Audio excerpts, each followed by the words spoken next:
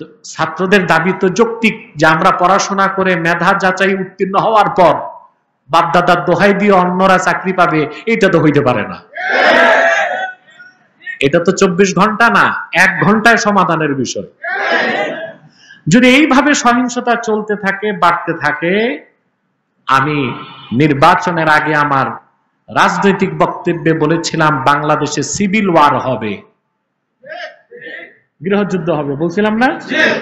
আমরা যদি এক্ষুনি সমাধান করতে না পারি, দেশ কিন্তু গৃহযুদ্ধের দিকে যাচ্ছে।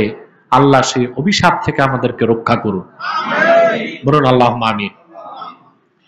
তাহলে ইংরেজরা আমাদেরকে এগুলো শিক্ষা দিছে। দর্জির নাম খলিফা, খেলাফা প্রতিষ্ঠার মাধ্যমে আমরা আমাদের দেশের সকল সমস্যার সমাধান করতে পারি।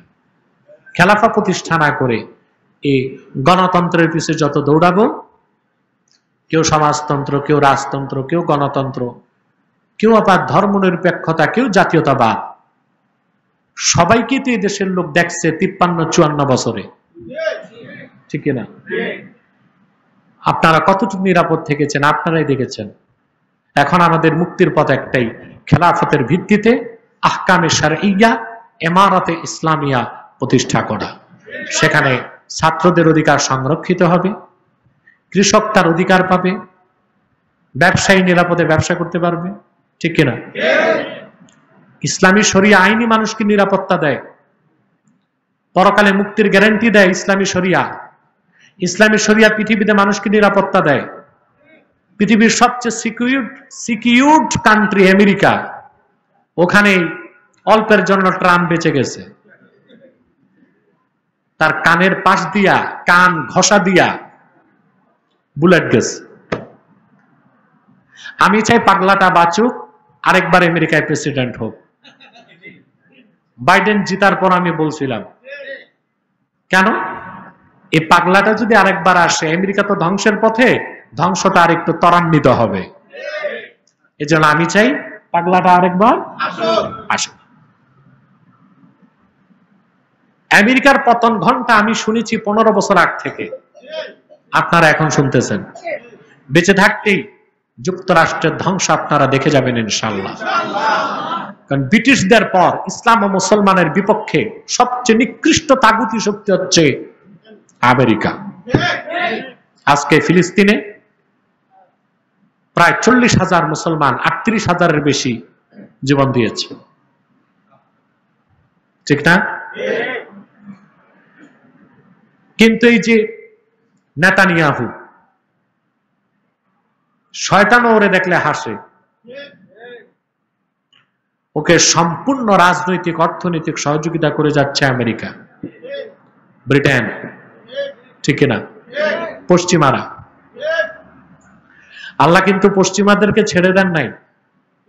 আপনার তো বাংলাদেশে 3 বেলা না খাইতে পারলেও শান্তিতে ঘুমান, কিন্তু ইউরোপের 22টা দেশ তাদের ঘুম হারাম। কারণ কখন রাশিয়া পারমাণবিক যুদ্ধ শুরু করে এই ভয়তে ওদের সবসময় উচ্চ রক্তচাপে ভুগতেছে। তাদের নার্ভ খুব বেশি চলতেছে এখন, কখন পারমাণবিক যুদ্ধের সূচনা রাশিয়া করে দেয়, ঠিক না? অতএব মধ্যপ্রাচ্যের মুসলমানকে অশান্তি করবে, অন্যান্য মুসলিম বিশ্বের মুসলমানদেরকে অশান্তি করবে, আর ওরা শান্তিতে থাকবে, কখন আল্লাহ তাআলা এটা হইতে দিবেন। তো ট্রাম্পকে তো আমেরিকা সিকিউরিটি দিতে পারে নাই, পেরেছে? কিন্তু বাংলাদেশে আমরা সিকিউরড না, নিরাপদ, আমরা নিরাপদ না। আমি দেখেছি পৃথিবীর সবচেয়ে সিকিউরড নিরাপদ হচ্ছে মধ্যপ্রাচ্য, বিশেষ করে সৌদি আরবিয়া। সৌদি আরবিয়ার তো তুলনা নাই, আল্লাহর রহমতের চাদরে বেষ্টিত। অন্যান্য যে মিডল ইস্টের দেশগুলো আছে, কাতার খুব সিকিউরড, তারপর আরব আমিরাত, দুবাই, শারজা, এগুলো খুব সিকিউর। ওখানে কি গণতন্ত্র? গণতন্ত্র? আমি আরব আমিরাত সফরে এক স্বর্ণের দোকানে গেলাম উদ্বোধনে। আর ছোট একটা বাচ্চা যে বেল টিপ দিস, ওই বেলটা প্রত্যেক স্বর্ণের দোকানে থাকে, চোর ডাকাত আসলে যেন সুইচ টিপলে পুলিশ আসতে পারে, বুঝলেন? এক এক স্বর্ণের দোকানে স্বর্ণ আছে 10 কোটি, 30 কোটি, 40 কোটির। একদম চোর ডাকাত সাহস নেই হাত দিবে, তাও সিকিউরিটি বেল আছে, বেল টিপ দিলেই পুলিশ আসবে। বাচ্চাটা বেল টিপ দিয়ে ঘুরে আসতে আসতে 3 মিনিটে সশস্ত্র ফোর্স চলে আসছে। কি হয়েছে দোকানে? দোকান কর্তৃপক্ষ বললো যে বাচ্চা টিপ দিছে, বলে এরপর যদি ভুলে টিপ দাও তো 10,000 দিরহাম জরিমানা। আমি অবাক হয়ে গেলাম যে সিকিউরিটিটা কিভাবে তারা মেনটেন করে। ওখানে কি গণতন্ত্র? সবকিছুর ঊর্ধ্বে খেলাফা, ঠিক কিনা? অতএব ইমাম হোসেন রাদিয়াল্লাহু তাআলা আনহু খেলাফার আদর্শকে প্রতিষ্ঠার জন্যই 10ই মুহররম 1400 বছর আগে কারবালার প্রান্তরে রক্ত দিয়েছেন, ওনার সঙ্গী সাথীরা রক্ত দিয়েছে। সেই মহান আদর্শকে আমরা হৃদয়ে লালন করব, আর আমরা স্বপ্ন দেখব আমাদের দেশও খেলাফতের ভিত্তিতে ইসলামী হুকুমত প্রতিষ্ঠিত হবে ইনশাআল্লাহ। বলেন প্রচেষ্টা আমাদের সফলতা কে দিবেন? আল্লাহ আমাদেরকে কবুল করুক, মঞ্জুর করুক, বলুন আল্লাহুম্মা আমিন। অনেক ছাত্র এই আন্দোলনে মৃত্যুর কোলে ঢলে পড়েছে। অত্যন্ত দুঃখজনক এটা। তাদের পিতা মাতা আত্মীয় স্বজন শোকের পাথর বহন করছে। আমরা দোয়া করব তাদের মধ্যে যারা ইমানদার ছিল তাদের প্রত্যেককে যেন আল্লাহ তাআলা শাহাদাত দান করেন, এবং এই ভয়াবহ সহিংসতা থেকে আল্লাহ যেন আমাদের দেশকে রক্ষা করেন। সত্যিকার অর্থে যদি সিভিল ওয়ার বা গৃহযুদ্ধ হয়ে যায় তাহলে দেশের স্বাধীনতা ও ভূখণ্ড রক্ষা করাটাই অনেক বড় চ্যালেঞ্জের বিষয় হয়ে যাবে। আল্লাহ আমাদেরকে রহম করুক, আল্লাহ আমাদের দেশকে নিরাপদ রাখুক এবং জালেমের জুলুম থেকে রক্ষা করুক। আল্লাহ তাআলা সত্যিকার আমানতদার যারা ইমানদার তাদের হাতেই দেশ নিয়ন্ত্রণের দায়িত্ব দিক, এটা আমরা চাই।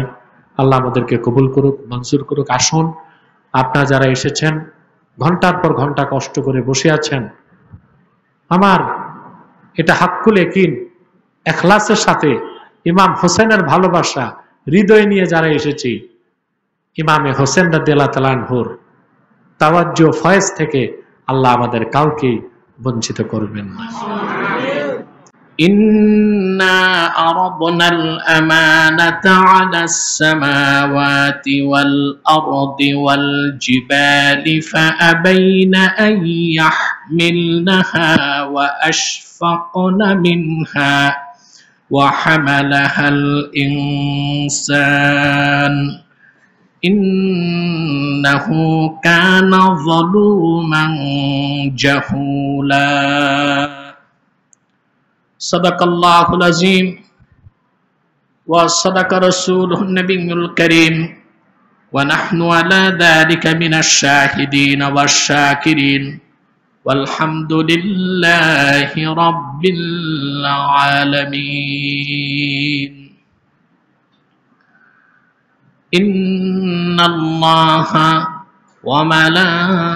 وملائكته يصلون على النبي يا أيها الذين آمنوا صلوا عليه وسلموا تسليما اللهم صل على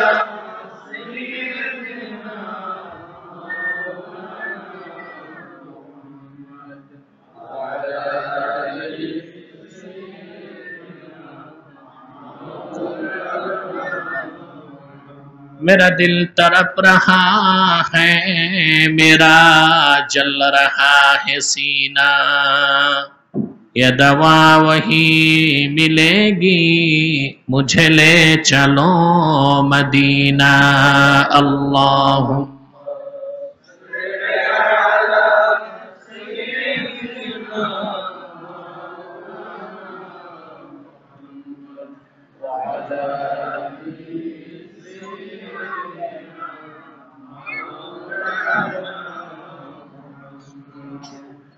فهو الذي تم معناه وسورته ثم اصطفاه حبيبا بارئ النسم اللهم صل على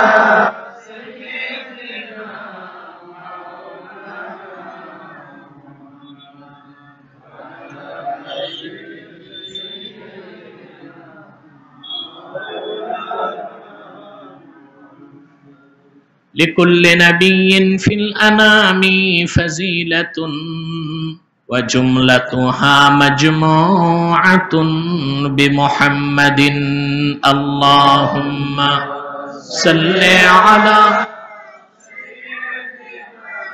مولانا محمد وعلى آل سيدنا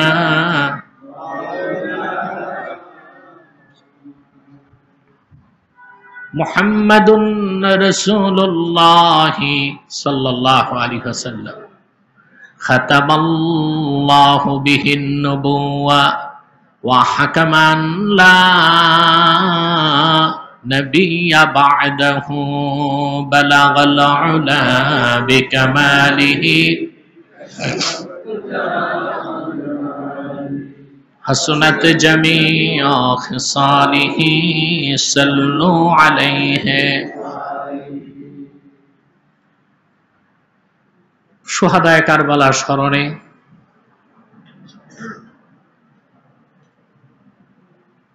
আশুরার তাৎপর্য মাহাত্ম্য ও ফজিলত শীর্ষক আজকের অনুষ্ঠানে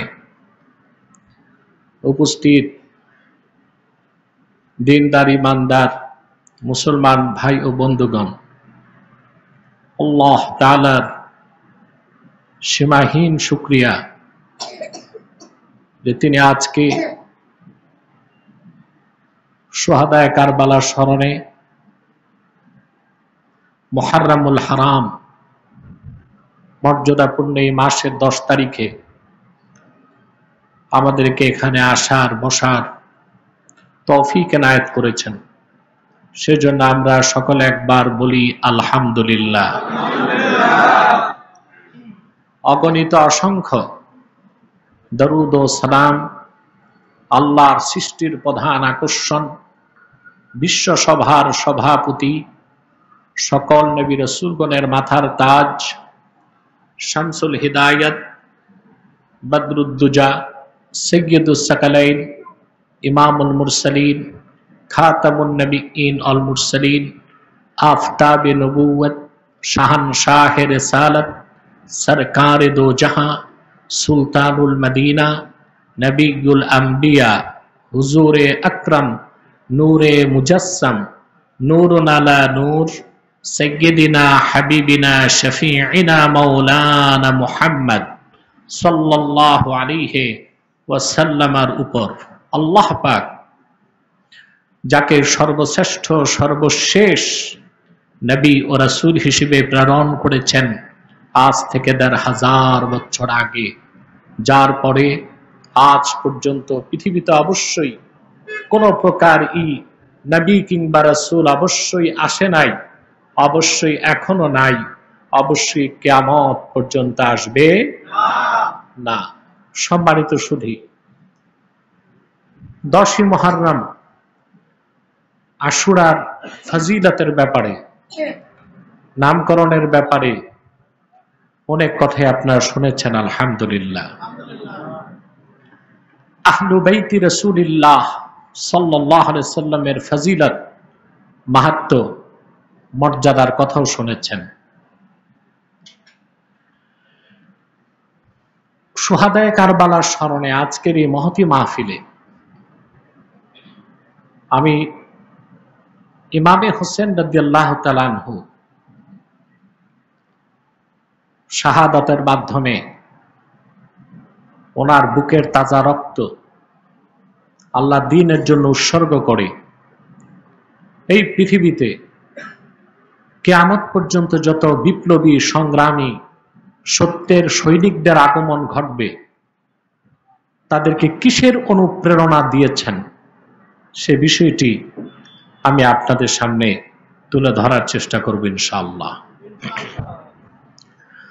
আল্লাহ সুবহানাহু ওয়া তাআলা কোরআন কারীমে ইরশাদ করেছেন, ইন্না আরাদনাল আমানাতা আলাস সামাওয়াতি ওয়াল আরদি ওয়াল জিবাল, আমি আমানতকে আকাশসমূহ, জমিন এবং পাহাড় সমূহের সামনে উপস্থাপন করলাম, তুলে ধরলাম। আমার আমানতকে হেফাজতের জন্য যেন তারা দায়িত্ব গ্রহণ করে। فأبين أن يحملنها وأشفقن منها, কিন্তু সাত আকাশ, জমিন, সব পাহাড় আল্লাহ প্রদত্ত আমানত গ্রহণ করতে অপারগতা প্রকাশ করেছে। আশফাকনা মানে খিফনা, আর ভয় পেয়ে গেছে। মানে আল্লাহর আমানতকে গ্রহণ করতে তারা রাজি হয় নাই, নাফরমানি হিসেবে না ভয়তে। এটা আল্লাহ আবার উল্লেখ করছেন, কারণ আল্লাহর আনুগত্যকে অস্বীকার করার কোন সুযোগ সৃষ্টিকুলের কারো নাই। আবাইনা, তারা অস্বীকার করছে কেন? আশফাকনা, তারা ভয় পেয়েছে সেজন্য। আল্লাহ পাক বলেন, ওয়া হামালাহাল ইনসান, কিন্তু আল্লাহর আমানতকে তাহাম্মুল করেছে, বহন করার জন্য গ্রহণ করেছে মানুষ। আল্লাহ পাক বলেন, ইন্নাহু কানা যালুমান জাহুলা, নিশ্চয় মানুষ নিজের উপর প্রচন্ড জুলুমকারী এবং অজ্ঞতার মধ্যে আছে। আমাদের দেশে এই আয়াতে যারাই ব্যাখ্যা করেন, আমানত বলতে কোরআন শরীফের কথা বলেন, কিন্তু নির্ভরযোগ্য কোন তাফসীরে আমানতের অর্থে এখানে কোরআন আনা হয় নাই। কারণ আল্লাহ বলছেন, ওয়া হামালাহাল ইনসান, আমানতকে গ্রহণ করছে ইনসান। কে? ওই ইনসানের আবার সমালোচনা, ওই ইনসানের আবার দুর্বলতা আল্লাহ তুলে ধরছেন। ইন্নাহু কানা যালুমান জাহুলা, এখানে ইনসান বলতে আল্লাহ আদমের কথা বলছেন। কার কথা? আদম আলাইহিস সালামের কথা। আর আদমকে আল্লাহ বলছেন যে সে নিজের উপর জুলুমকারী, এবং আল্লাহ যে এই আমানতের সাথে, আল্লাহ আমানত যেটা দিয়েছেন, এই আমানতকে সে গ্রহণ করে ফেলেছে, ওই সম্পর্কে সে সম্যক অবগত নয়। আমরা এখানে জাহুলের অর্থ নিতান্ত মূর্খ, এটা করার সুযোগ নাই, কারণ আদম আলাইহিস সালাম তো নবী ছিলেন। কি ছিলেন? 12 থেকে 14টি তাফসীরে আমি দেখেছি,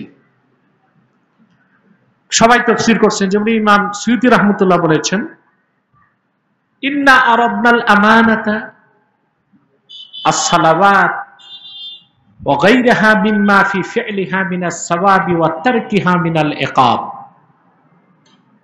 আমানত বলতে ইমাম সুয়ুতী এখানে ব্যাখ্যা করেছেন, আমানত অর্থ হচ্ছে সালাত এবং আল্লাহর আদেশগুলো মানা, নিষেধগুলো ছাড়া। কুরতুবী ব্যাখ্যা করছেন, গুসলুল জানাবা, আমানত হচ্ছে যখন গোসল ফরজ হয় তখন সেই গোসলটা করা। গোসল ফরজ হয় না? যার পর গোসল ফরজ হয় তাকে কি বলা হয়? জুনুব। আমাদের দেশে এই জুনুবেরও ভুল ব্যাখ্যা করে, বলে নাপাক। মুমিন কি নাপাক হয় নাকি? সবাই কি বলে? নাপাক না।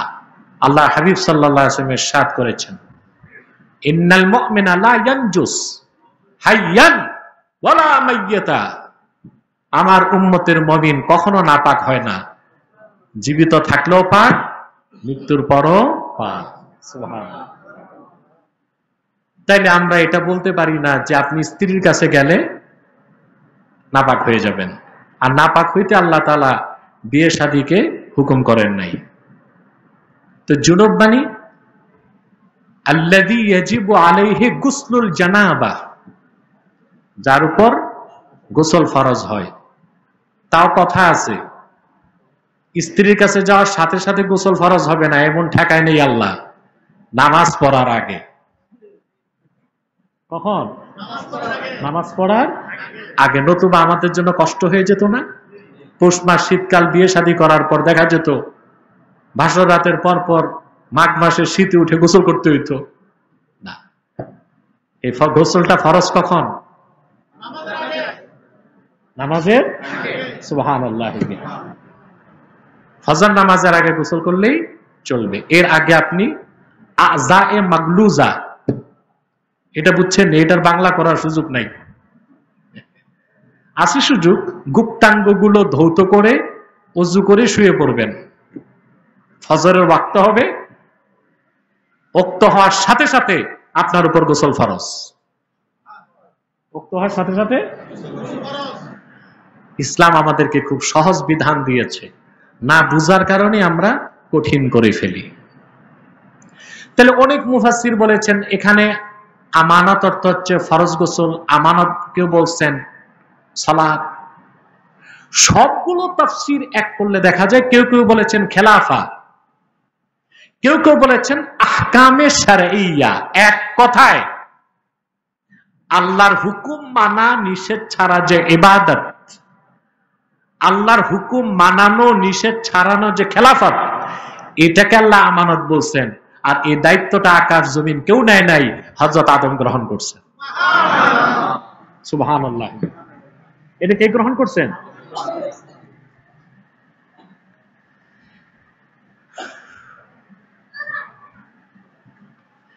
এরপরে আসো, এই কথাটি আল্লাহ সূরা বাকারা 30 নম্বর আয়াতে বলে দিয়েছেন, وَإِذْ قَالَ رَبُّكَ لِلْمَلَائِكَةِ إِنِّي جَاعِلٌ فِي الْأَرْضِ خَلِيفَةً قَالُوا أَتَجْعَلُ فِيهَا مَن يُفْسِدُ فِيهَا وَيَسْفِكُ الدِّمَاءَ وَنَحْنُ نُسَبِّحُ بِحَمْدِكَ وَنُقَدِّسُ لَكَ قال إني أعلم ما لا تعلمون। আল্লাহ সর্বশেষ আসমানি কিতাব কোরআন কারীমে আপন হাবিব আখিরি নবী মুহাম্মদ সাল্লাল্লাহু আলাইহি সাল্লামকে ১৫০০ বছর আগে ডাক দিয়ে বলেন, ইয ক্বালা রাব্বুক, এটার অর্থ উযকুর ইয ক্বালা রাব্বুক। মুহাম্মদ সাল্লাল্লাহু আলাইহি সাল্লাম, আপনি স্মরণ করুন যখন আপনার রব আল্লাহ আদম ফেরেশতাদের উদ্দেশ্যে বললেন। সাউন্ডটা ঠিক করো, কানে লাগে। ফেরেশতাদের উদ্দেশ্যে বললেন, ইন্নী জাইলুম ফিল আরদে খলিফা, আমি ভূপৃষ্ঠে আমার খলিফা নিযুক্ত করতে চাই। খলিফা তো বুঝেন? এখানেও সব মুফাসসিরই একমত। ইমাম বাগাবী, নাম শুনছেন বাগাবী? মোহাম্মদ হোসেন আল বাগাবী 516 হিজরিতে ইন্তেকাল করছে, মানে এখন থেকে 900 বছর আগে। তাফসীর মাআলিমুত তানজিল তার লেখা, মেশকাত সংকলক খাতিব তাবরিজির ওস্তাদ। এই তাফসীর হচ্ছে আমাদের মারাজে গুলোর একটা। তিনি বলেন, والصحيح أنه خليفة الله لإقامة أحكامه ولتنفيذ قضاياه। আসলে আদমের কথাই আল্লাহ বলছেন, আদম হচ্ছে জমিনে আল্লাহর খলিফা। কোন অর্থে? তিনি আল্লাহর বিধানগুলোকে জমিনে প্রতিষ্ঠা করবেন আর আল্লাহর সিদ্ধান্তকে বাস্তবায়ন করবেন। সুবহানাল্লাহ। এই জন্য আদমকে কি বলা হয়েছে? খলিফাতুল্লাহ। তা আমাদের দেশে আমরা বলি দর্জিরে খলিফা। হ্যাঁ, দর্জিকে আমরা খলিফা বলি। এগুলো আমাদের শিখাইছে কুখ্যাত ইংরেজরা। এই পৃথিবীতে সবচেয়ে ঘৃণা করি আমি ইংরেজদেরকে। ওরা আমাদের যে ক্ষতি করছে, বুঝলেন, এটার আপনি ঋণ শোধ করতে পারবেন না। এই যে উপমহাদেশে যে একটা কনফ্লিকশন চলছে, এটা তো ইংরেজদের সৃষ্টি। কাদের সৃষ্টি? আমরা বাংলাদেশিদের অধিকার ছিল আসাম এবং ত্রিপুরা আমাদের হবে, এখানে ইংরেজরা গাদ্দারি করছে। কথা বুঝতেছেন? রাষ্ট্র দুইটা ভাগ করছে। কত দূর পাকিস্তান, ওখান থেকে 1900 কিলোমিটার দূরে বাংলাদেশ। এত দূরে কি দুইটা দেশ হয়? এত দূরে আবার দেশ হয় কেমনে? বুঝেন নাই? মানে একটা দেশের ভূখণ্ড থেকে আরেকটা দেশের ভূখণ্ড কত দূরে? 1900 কিলোমিটার। এইটা তো আগ থেকেই বোঝা ছিল এটা কখনো বাংলাদেশে পাকিস্তানের অংশ থাকবে না, এটা বাংলাদেশ হবে। তো তখনই তো বাংলাদেশকে একটা স্বাধীন মুসলিম রাষ্ট্র হিসেবে স্বীকৃতি পাওয়া উচিত ছিল। 47-এ কখন?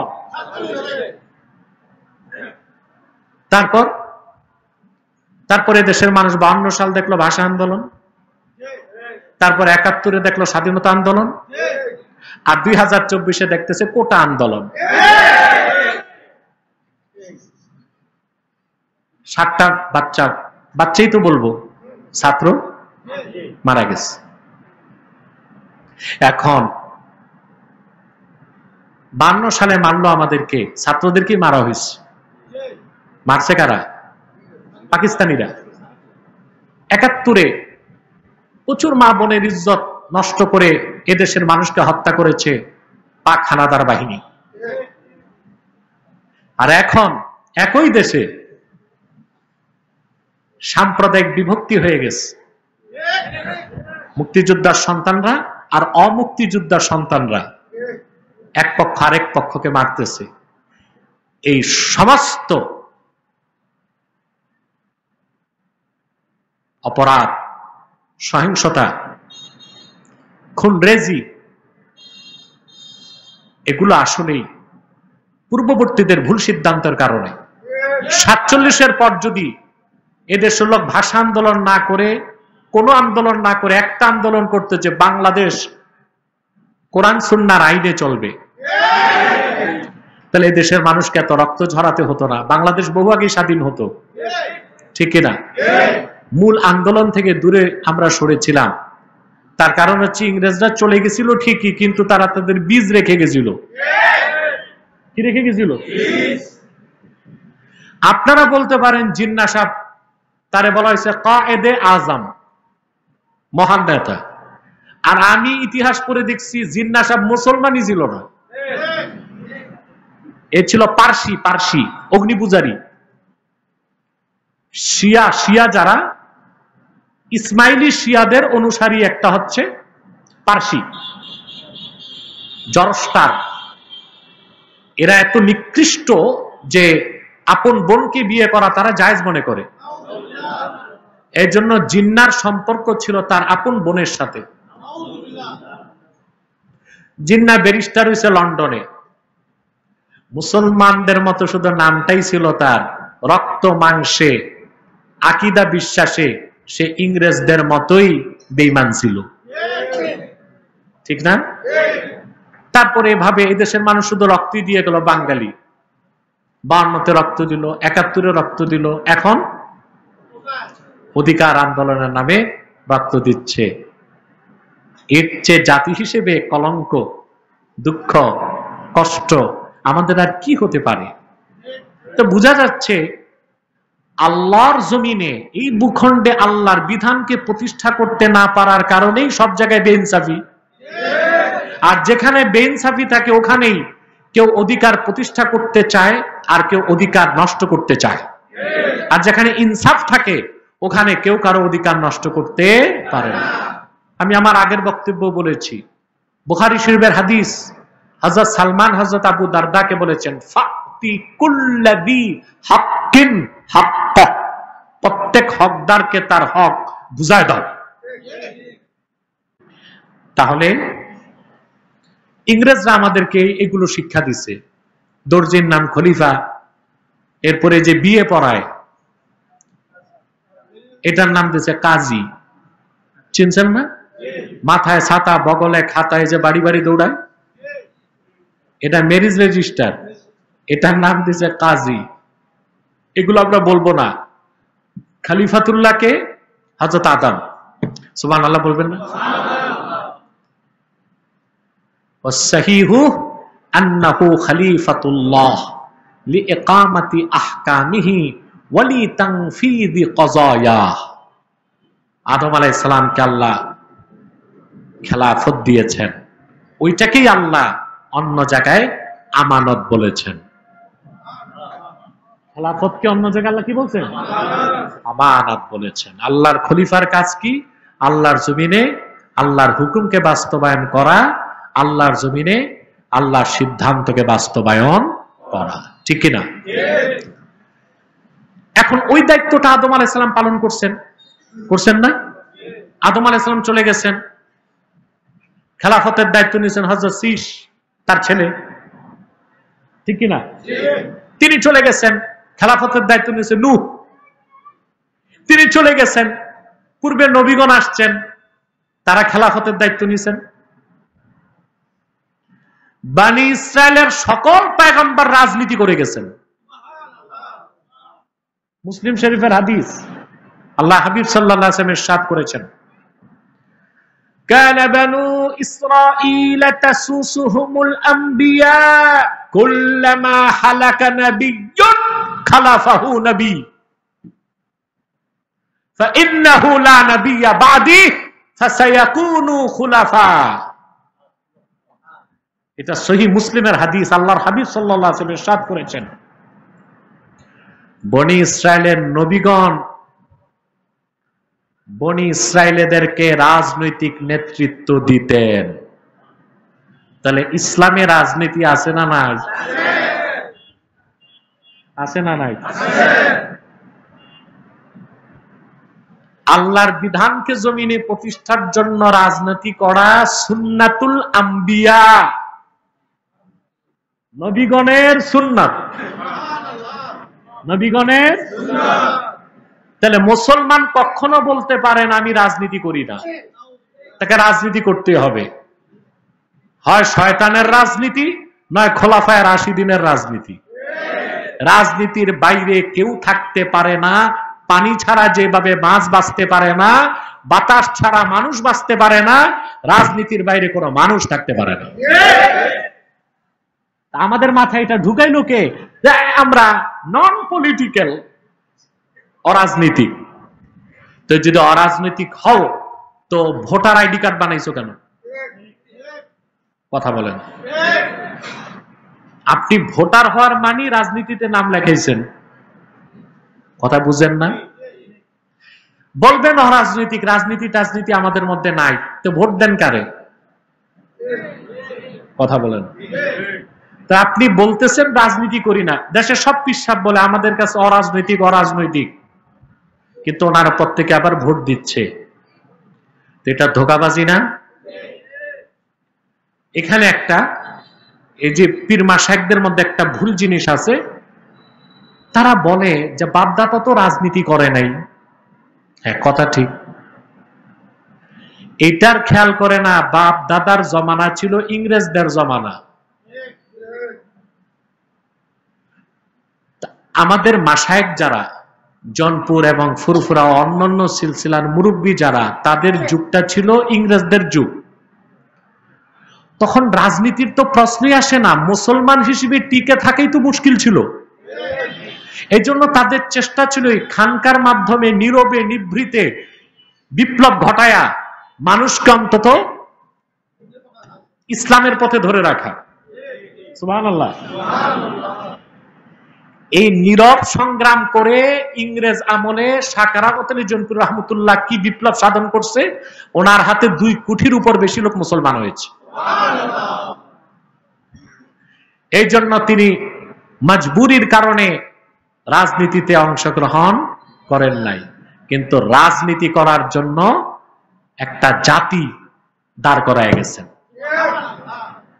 সুবহানাল্লাহ। দেখেন আপনি বাংলাদেশের রাজনীতির নেতৃত্ব যারা আগে দিছে, তারা প্রত্যেকেই কারামত আলী জনপুরি রহমতুল্লাহর খেদমতের ফসল। একজন ছিল এ কে এম ফজলুল হক, উনি কারামত আলী জৌনপুরি রহমতুল্লাহর ছেলে হাফেজ আহমদ জৌনপুরি রহমতুল্লাহর মুরিদ। আরেকজন ছিল হোসেন শহীদ সোহরাওয়ার্দী, উনি কারামত আলী জৌনপুরি রহমতুল্লাহর ৪১ জন খলিফার একজন, আল্লামা ওবায়দুল্লাহ আল ওবায়দীর নাতি হোসেন শহীদ সোহরাওয়ার্দী। তারপরে মাওলানা আব্দুল হামিদ খান ভাসানী, নাম শুনছেন? জীবনও এই বেটা মাদ্রাসার বারান্দায় যায় নাই। তার নাম ছিল মাওলা ভাসানী, দাড়িয়ার টুপি লাগায় হয়ে গেছে মাওলানা ভাসানী। উনি আসামের ভাসান থেকে তার বাড়ি। কারামত আলী জৌনপুরি রহমতুল্লাহর নাতি আব্দুর রব জৌনপুরি রহমতুল্লাহর খাদেম ছিল ভাসানী। আর আব্দুর রব জৌনপুরি রহমতুল্লাহ যখন পান খেয়ে পিক ফেলতেন, ভাসানী এই পিক খেয়ে ফেলতেন। আব্দুর রব জৌনপুরি রহমতুল্লাহ তাকে দোয়া করছিলেন যে তোমার গলার আওয়াজ খুব বড় হবে আর তুমি মানুষের কাছে জনপ্রিয় হয়ে যাবা। এখন আপনারা বলেন, এ হোসেন শহীদ সোহরাওয়ার্দী, এ কে এম ফজলুল হক আর আব্দুল হামিদ খান ভাসানীরে বাদ দিলে বাংলাদেশের ইতিহাস তার খুঁজে পাওয়া যায় না। এরা প্রত্যক্ষ কিংবা পরোক্ষভাবে শাহ কারামত আলী জৌনপুরি রহমতুল্লাহর বিপ্লবের ফসল। উনি রাজনীতি করেন নাই, কিন্তু বাংলাদেশকে স্বাধীন করার জন্য, ইংরেজ খেদাও আন্দোলনের জন্য একটা ফোর্স তৈরি করে দিয়ে গেছে।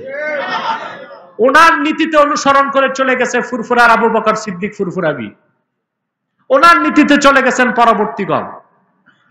বর্তমানে তো এই বাংলাদেশে কোটি কোটি মুসলমানের দেশ, এখানে জবান খুলি বলতে হবে যে আল্লাহর দিন, আল্লাহর হুকুমতকে কায়েম করার জন্য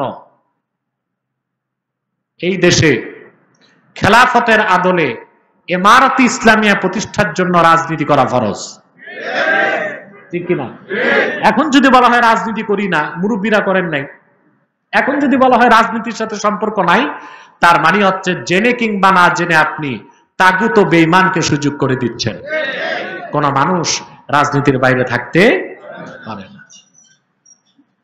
রাজনীতির উপর লেখা এরিস্টটলের একটা বই আছে, দ্য পলিটিক্স, কি না? এই দ্য পলিটিক্স বইতে এরিস্টটল লিখছে দুইটা জাতি রাজনীতি করতে পারবে না। কয়টা? তো এরিস্টটল ছিল মূর্তি পূজারী, তার বাড়ি ছিল গ্রিক, বুঝলেন? ঈসা নবীর জন্মের আগে ছিল তার সময়। কত আগে? হ্যাঁ, 2200 বছর আগে। কত বছর আগে? অ্যারিস্টটল পলিটিক্সের উপর, রাজনীতির উপর একটা বই লিখছে, ওটার নাম পলিটিক্স। তার বইয়ের নামে রাজনীতিকে ইংরেজিতে বলা হয় পলিটিক্স। সাউন্ডটা কানে লাগে, একটু ঘুরাও মাইকটা, সফট করো আওয়াজ। অ্যারিস্টটল বলছে দুইটা জাতি রাজনীতি করতে পারবে। আমার দিকে তাকান, কয়টা জাতি? এক দেবদেবী আর এক পশু পাখি। এক দেবদেবী আরে অ্যারিস্টটল তো ছিল মূর্তি পূজারী, দেবদেবী বলছে। দেবদেবী বলতে কিচ্ছু নাই, এটাকে আমি মডিফাই করছি। মডিফাই করে বলি যে তার কথা অনুযায়ী আমরা বলতে পারি দুইটা জাতি রাজনীতি করতে পারবে না, এক ফেরেশতারা আর এক পশু পাখিরা। তো দেশে যারা আলেম ওলামা পীর মাশায়েখ, তারা কি ফেরেশতার কাতারে না পশু পাখির কাতারে? কথা বলেন। তা রাজনীতি ছাড়া থাকবে কেমনে মানুষ? কথা বলে না। বানি ইসরায়েলের নবীগণ রাজনৈতিক নেতৃত্ব দিত। আল্লাহর হাবিব বলেছেন, কুল্লামা হালাকা নাবিয়্যুন খালাফাহু নবী। একজন নবী ইন্তেকাল করলে আরেক নবী দায়িত্ব নিতেন। কথা বুঝতেছেন? তারপর আল্লাহর হাবিব বলেছেন, ফাইন্নাহু লা নাবিয়্যা বাদি। আমি মুহাম্মদ সাল্লাল্লাহু আলাইহি ওয়াসাল্লামকে প্রেরণ করে আল্লাহ তাআলা নবুয়ত রিসালাতের দরজা চিরতরে বন্ধ করে দিয়েছেন। আমার পরে কিয়ামত পর্যন্ত কোন প্রকার নবী কিংবা রাসূল নাই, আসবে না। আমার পরে আমার উম্মতের মধ্যে অনেক খলিফা হবে। কি হবে?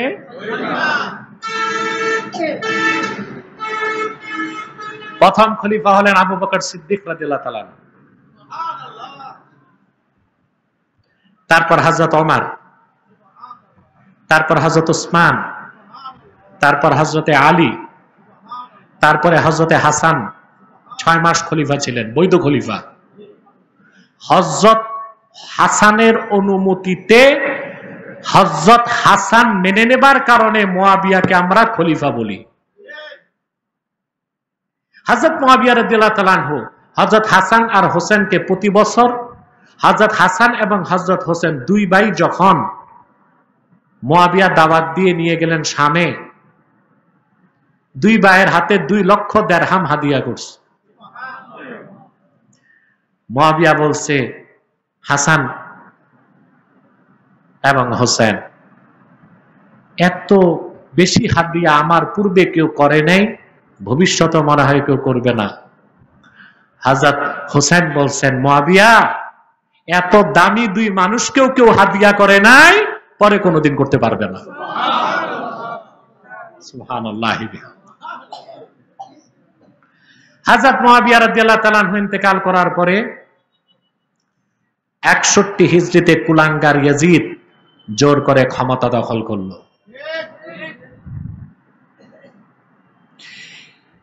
ইমামে হোসেন রাদিয়াল্লাহু তাআলা আনহু ইয়াজিদের সাথে দ্বন্দ্বে জড়ালেন। অনেক মৌলবী বলে ইমাম হোসেন গেছেন কেন কুফায়? এই মৌলবীগুলো ইতিহাস পড়ে নাই তো। আল বেদায়া ওয়ান নেহায়াতে গত বছর আমি পড়ে শুনিয়েছিলাম, আল বেদায়া ওয়ান নেহায়া।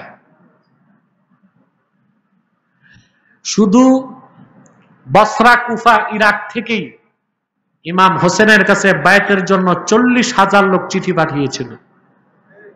কত লোক? 40,000।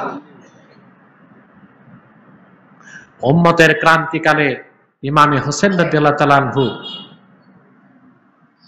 মদিনাতুল মুনাওয়ারা থেকে মক্কা মুকাররমা গেলেন, মক্কাতুল মুকাররমা থেকে কুফাতে আসলেন। পরবর্তীতে উবাইদুল্লাহ বিন জিয়াদ কারবালার প্রান্তরে ওনাকে ঘেরাও করল। এক পর্যায়ে উবাইদুল্লাহ বিন জিয়াদের পক্ষ থেকে প্রস্তাব ছিল ইমাম হোসেনের কাছে, যে আপনি শুধু ইয়াজিদের বায়াতকে স্বীকার করে নেন, আপনি সর্বোচ্চ সম্মান পাবেন। ইমাম হোসেন রাদিয়াল্লাহু তাআলা আনহু বাতিলের সাথে আপোষ করেন নাই। ইমাম হোসেন রাদিয়াল্লাহু তাআলা আনহু 70-এর কিছু বেশি সংখ্যক সৈন্য নিয়ে লড়াই করে গেলেন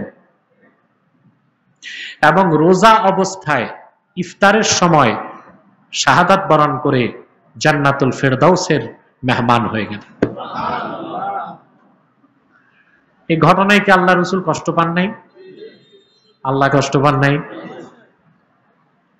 কুখ্যাত খারিজিরা কষ্ট পায় না, ইয়াজিদের দালালরা কষ্ট পায় না। এই জন্য একটা রেওয়াজ আছে উপমহাদেশে, 10ই মুহররম পোলাও, গোশত, কোরমা, দামি দামি খাবার খায়। কোন একটা সহিহ হাদিসে 10ই মুহররম ভালো ভালো খাবার খাওয়ার কথা নাই। এটা খারিজি সম্প্রদায়ের কোন মিথ্যাবাদী ওয়াদ্দা বানোয়াট হাদিস রওয়ায়াতকারী এরকম হাদিস তৈরি করে দিয়ে উদ্দেশ্যমূলকভাবে 10ই মুহররম পোলাও, গোশত, কোরমা রান্না করে আনন্দ প্রকাশ করা মুমিনের কাজ না, মুনাফিকের কাজ। হ্যাঁ, মুহররম উপলক্ষে মাহফিল করবেন না, তাতে সমস্যা না, এটা ফরজ ওয়াজিব না। কিন্তু কারবালার ঘটনা মনে পড়ার পরে,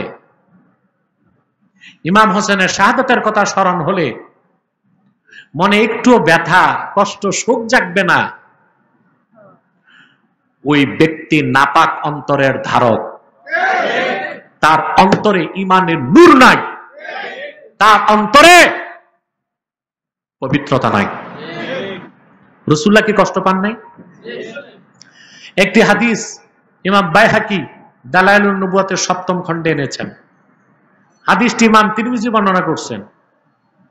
তিরমিজি যে বর্ণনা করছেন ওটাকে নাসিরউদ্দিন আলবানী জয়ীফ বলার চেষ্টা করছে, তারপরও মওযু বলতে পারে না। আমরা জানি নাসিরউদ্দিন আলবানী আহলুস সুন্নাহ ওয়াল জামাতের নিকট গ্রহণযোগ্য কোনো মুহাদ্দিস না, জীবনেও তিনি কোনো মাদ্রাসায় পড়াশোনা করেন নাই। উনি ঘড়ির মেকার ছিলেন, বাড়ি ছিল দামেস্কে, আরবি জানতেন। উনি ছিলেন স্বশিক্ষায় শিক্ষিত, স্বশিক্ষায়, কোন মুহাদ্দিসের কাছে তিনি হাদিস পড়েন নাই। অতএব তিনি যে হুকুম প্রয়োগ করবেন হাদিসের ক্ষেত্রে, বুঝলেন, শুধু তার প্রয়োগকৃত হুকুম গ্রহণ করা যাবে না, দেখতে হবে তার মতের পক্ষে পূর্ববর্তী মুহাদ্দিসদের মত আছে কিনা। আলবানিও জয়ীফ বলছে, কিন্তু এত হাদিসের তুরুক অনেক অনেক সনদে আসছে, এই জন্য এই হাদিসটাকে জয়ীফ বলা যাবে না, সহিহ বিশ শাহিদ বলতে হবে। সহিহ বিশ শাহিদ। বিশিষ্ট তাবেআ সালামি উম্মে সালামা রাদিয়াল্লাহু তাআলা আনহার খাদেমা,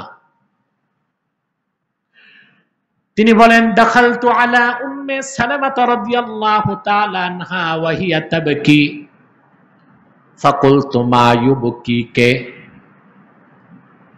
উম্মে সালামা বলেন, 10ই মুহররম আমি, সালামি বলেন 10ই মুহররম আমি, যেই দিন ইমাম হোসেন কারবালায় শাহাদাত বরণ করেছেন, আম্মা জান উম্মে সালামা রাদিয়াল্লাহু তাআলা আনহার ঘরে ঢুকলাম, যে দেখি তিনি অঝড় ধারায় কান্না করছেন। আমি বললাম, মা ইউবকিকে, আম্মা জান কেন আপনি কান্না করছেন, এমন কি শোক যা আপনাকে এত কান্না করাচ্ছে?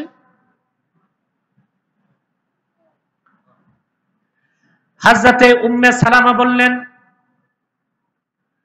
রাআইতু রাসূলুল্লাহ সাল্লাল্লাহু আলাইহি ওয়াসাল্লাম ওয়া আলা রাসিহি ওয়া লিহইয়াতিহি তুরাব।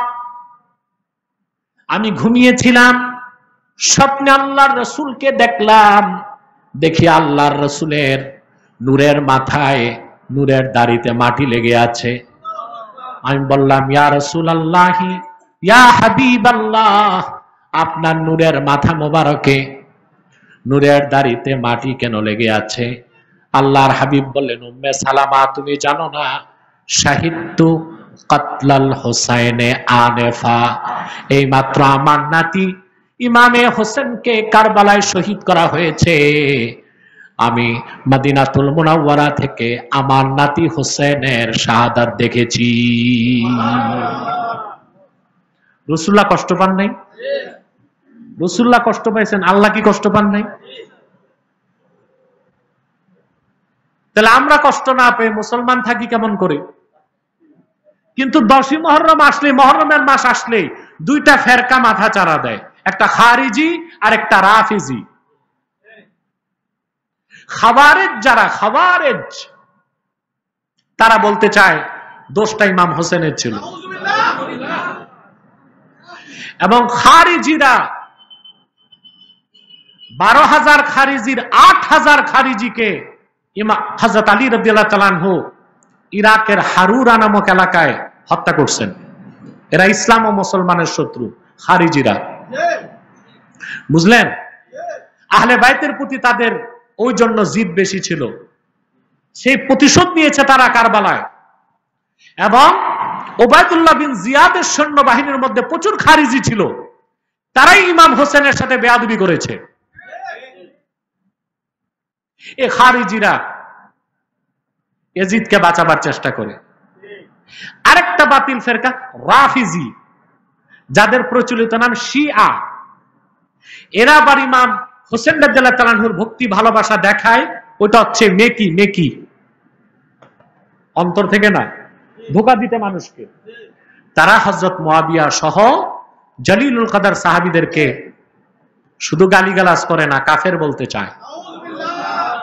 72 ফেরকার মধ্যে সবচেয়ে নিকৃষ্ট একটা খাওয়ারেজ, আর একটা হচ্ছে রাওয়াফিজ। আহলুস সুন্নাহ ওয়াল জামাতের আকীদা ও বিশ্বাস হবে আমরা খারিজিদেরকেও লাল কার্ড দেখাবো, রাফিজিদেরকেও লাল কার্ড দেখাবো। কিন্তু ইমাম হোসেন আমাদের জন্য যে বিপ্লব সংগ্রামের অনুপ্রেরণা সৃষ্টি করলেন কারবালায়, সেটা আমরা ভুলতে পারি না। মনে রাখবেন, কারবালা একটাই, ইরাকে, ঠিক কিনা? কারবালার যুদ্ধ একবারই হয়েছে, সারা দুনিয়ার সমস্ত মুসলমানের রক্ত এক পাল্লায় দিয়ে দিল। কারবালার ময়দানে ইমাম হোসেন যে রক্ত ঝরিয়েছেন তার এক ফোঁটার সমান ওজন হবে না।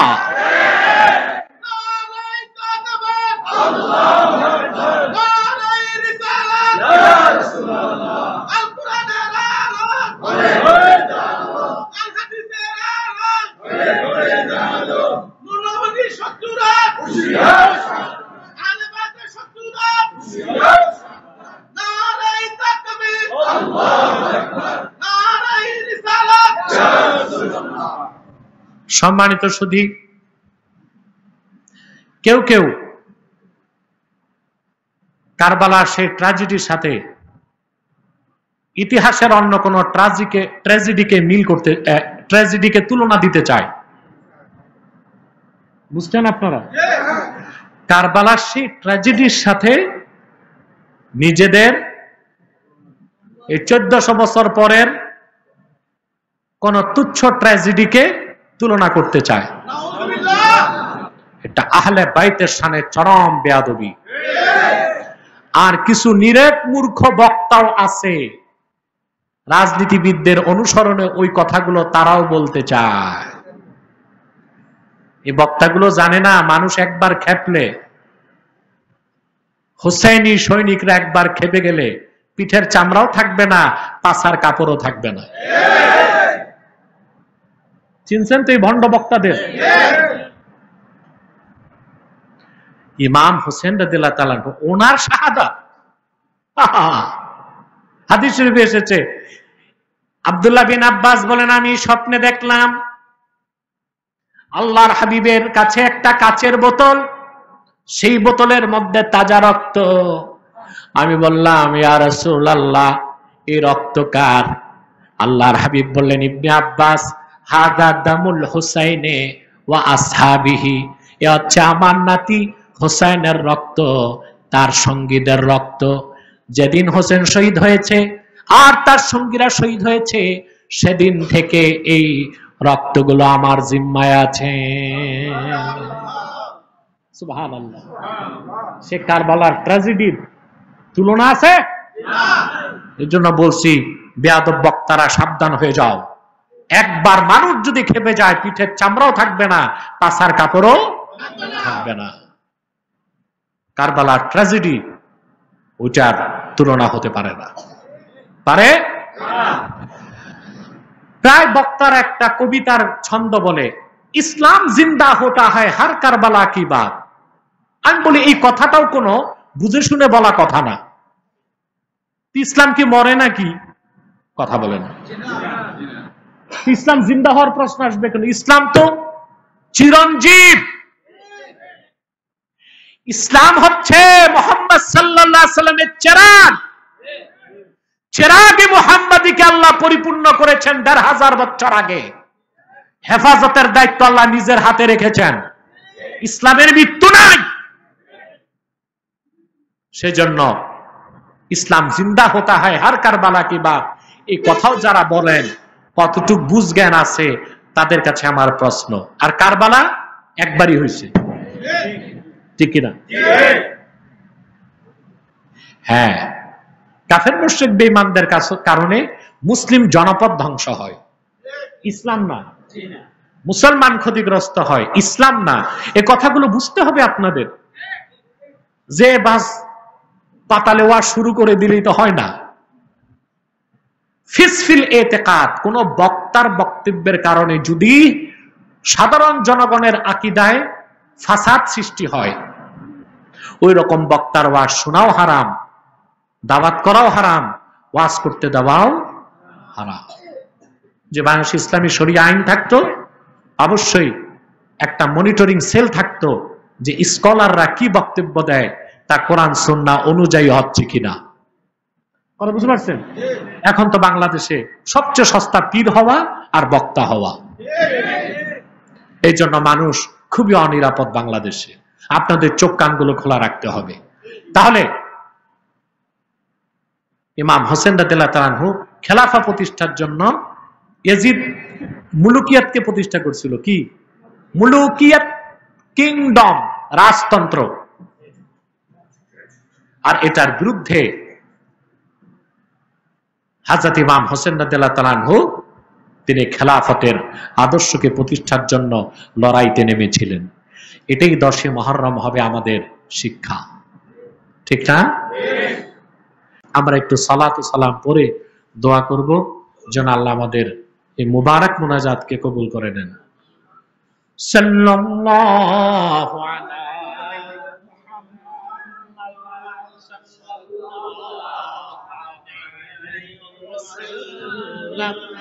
সাল্লাল্লাহু আলা মুহাম্মদ সাল্লাল্লাহু আলাইহি ওয়াসাল্লাম।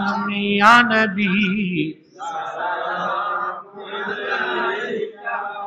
ইয়া রাসূল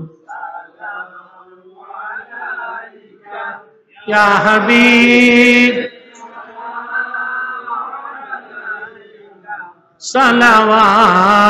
সালাওয়াতুল্লাহ।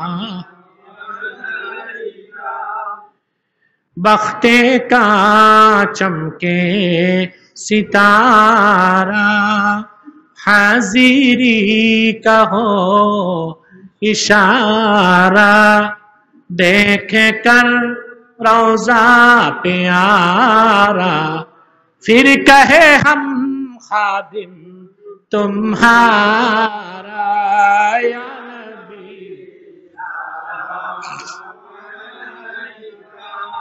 या रसूल या हबीब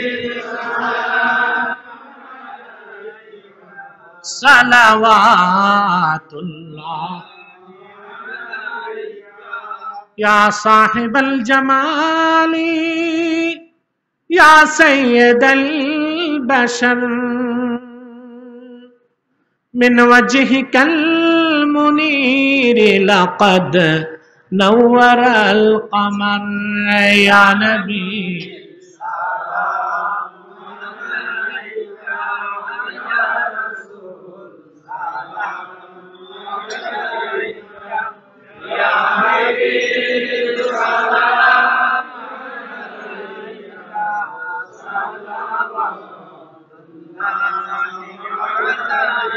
ला युमकिनु सनाउ कमा काना हक़्क़ुहु, बाद अज़ खुदा बुजुर्ग आप ही किस्सा मुख्तसर।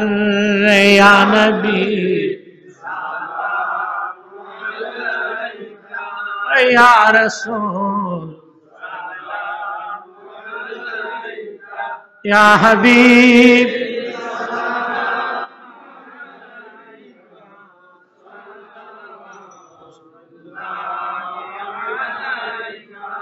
मुहम्मदुन रसूलुल्लाह सल्लल्लाहु अलैहि वसल्लम। खतमल्लाहु बिहिन नुबुव्वह व हतम अन ला नबिय्य बअदहु। या नबी या रसूल या हबीब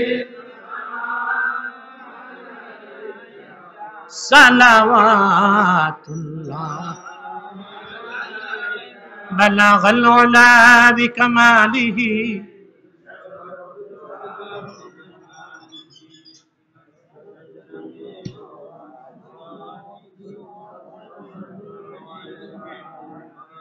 बलगल उला बिकमालिही कशफत दुजा बिजमालिही हसनत जमीअ खसालिही।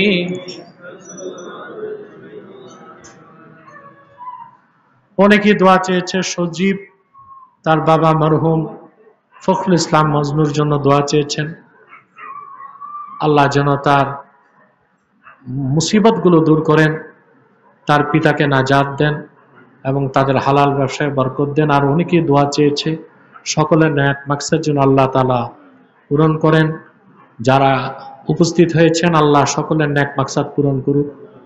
আমার জন্য, পরিবারের সকল সদস্যের জন্য, বিশেষ করে আমার মায়ের জন্য দোয়া করবেন। আল্লাহ যেন হায়াতে তৈয়্যিবা সেহতে কুল্লিয়া দান করেন।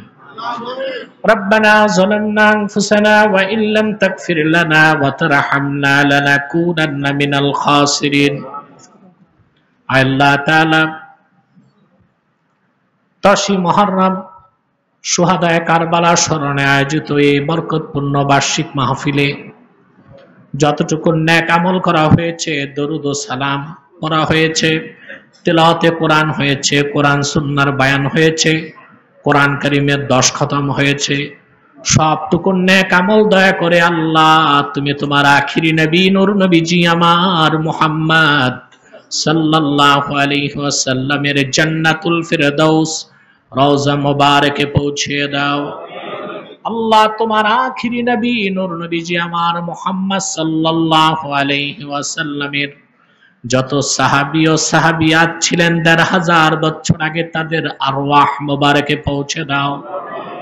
ওনাদের সাহচর্য যারা লাভ করেছিলেন তাবিন ও তাবেয়াত তাদের আরওয়াহে পৌঁছায়া দাও। তাদের সাহচর্য যারা লাভ করেছিলেন তাবউত তাবিঈন তাবুত তাবিয়াত তাদের আরওয়াহে পৌঁছায়া দাও। আইম্মায়ে মাযাহিব ও মাশায়েখে তরিকতদের রুহে পৌঁছে দাও। বাতর খাস আল্লাহ সৈয়দা শাবাবি আহলিল জান্নাহ ইমাম হাসান ও ইমাম হোসেন রাদিয়াল্লাহু তাআলা আনহুমা তাদের আরওয়াহে পৌঁছায়া দাও। শুহাদায়ে কারবালা ইমাম হাসান ইমাম হোসেন ও বাকি শুহাদায়ে কারবালা যারা তাদের সকলের আরওয়াহে মুবারাকায় পৌঁছে দাও।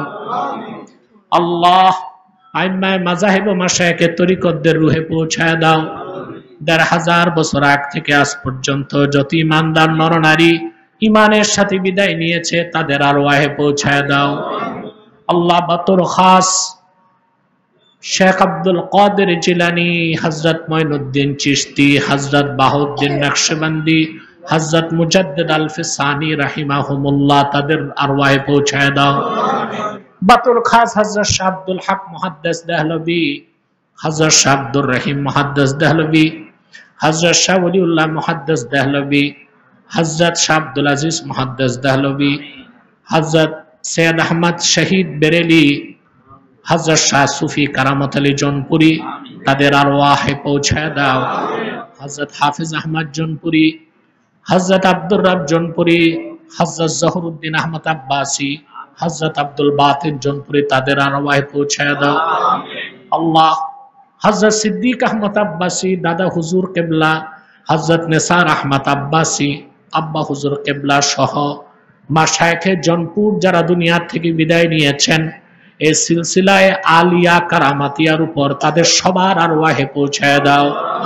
এখানে যারা হাত তুলেছেন বাবা নেই মা নেই আত্মীয় স্বজন নাই ইমানের দৌলত নিয়ে বিদায় নিয়েছে তাদের আরওয়াহে পৌঁছায় দাও। আল্লাহ আমাদের মুশকিলাতকে আসান করে দাও, নেক হাজাত ও চাহাতকে কবুল করে নাও। আল্লাহ আহলু বাইতি রাসূলিল্লাহ সাল্লাল্লাহু আলাইহি সাল্লামের মহব্বত ও আজমত আমাদের হৃদয়ে ভরপুর করে দাও। আল্লাহ আমাদের কাছে ঈমানকে জীবন থেকে প্রিয় করে দাও। কোরআন সুন্নাহকে যেন আঁকড়ে ধরার তৌফিক পাই আমরা সেই সুযোগ দান করো। আল্লাহ খেলাফতের কনসেপ্ট প্রত্যেকটা মানুষ যেন গ্রহণ করে এই তৌফিক এই দেশের মুসলমানদেরকে দান করো। আল্লাহ আমাদের প্রত্যেকের হালাল রিজিকে বরকত দান করো। যারা চাকরি করে চাকরিতে সফলতা দান করো, মুশকিলাতকে আসান করে দাও, নেক হাজাত ও চাহাতকে কবুল করে নাও।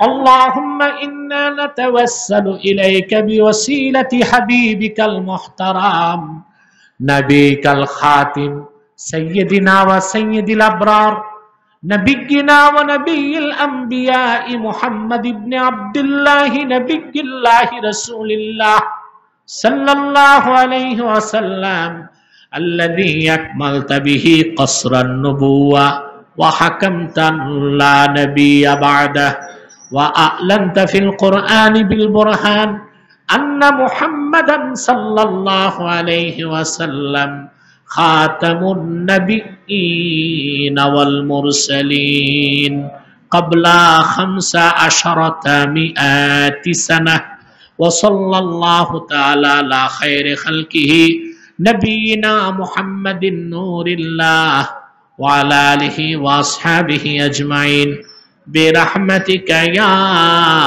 أرحم الراحمين। মেহমানরা বসবেন,